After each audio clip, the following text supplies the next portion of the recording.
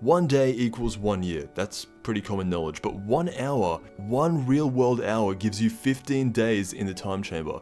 1 minute gives you 6 hours in the time chamber, and 1 second in the real world gives you 6 minutes in the time chamber. So it's a crazy place, and I've always wondered this about the time chamber. What happens if you keep walking forward?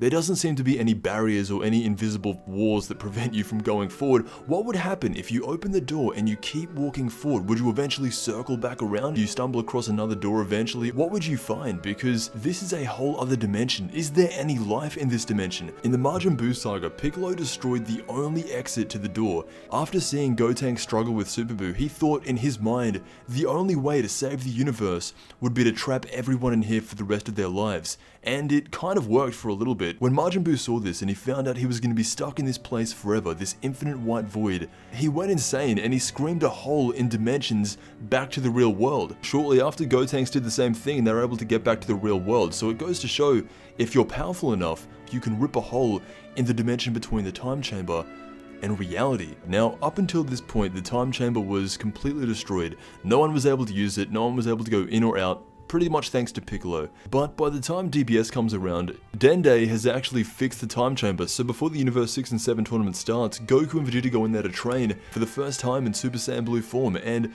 this is where we see them with their beards. They were only in there for a few hours, but they come out with these fully grown beards, and even still, continuing on through the story of Dragon Ball Super, the main guy who uses the time chamber from now on, it's gonna be Vegeta. During the Goku Black saga, Vegeta blew up the hyperbolic time chamber, and I always wondered why he did this. Why would he blow it up on purpose? Was it just to look cool? I don't think so. Because Vegeta has been in the time chamber more than 2 times, the door permanently shuts. So just like Buu and Gotenks, he would have been stuck in there, and the only way for him to get out is to unleash his power and rip a hole in the dimension. But because of how insanely powerful Vegeta's gotten, he didn't just rip a tiny hole in the dimension, he completely destroyed it. The dimension is now blown up because of Vegeta's raw power, and that's probably why he blew up the time chamber, because there was no other way to get out. In fact, he does it again. Mr. Popo directly tells Vegeta and he says, if you destroy this time chamber again, you will be banned. That's what Mr. Popo says to Vegeta. And Vegeta blows it up anyway. You'd think that you'd gotta respect Mr. Popo. If he's telling you to do something, you'd probably want to back off and probably do it. But right before the Tournament of Power, Vegeta blows it up once again,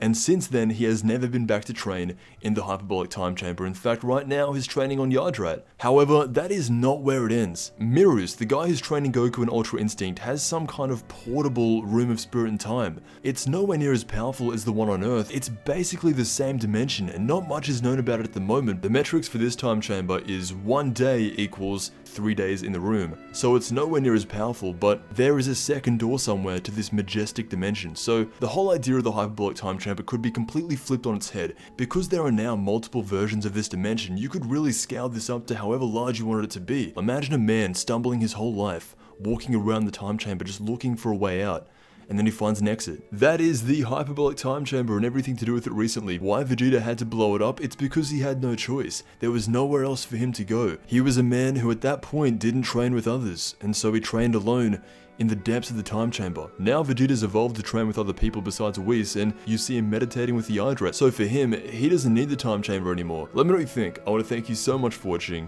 and I'll see you in the next Dragon Ball video.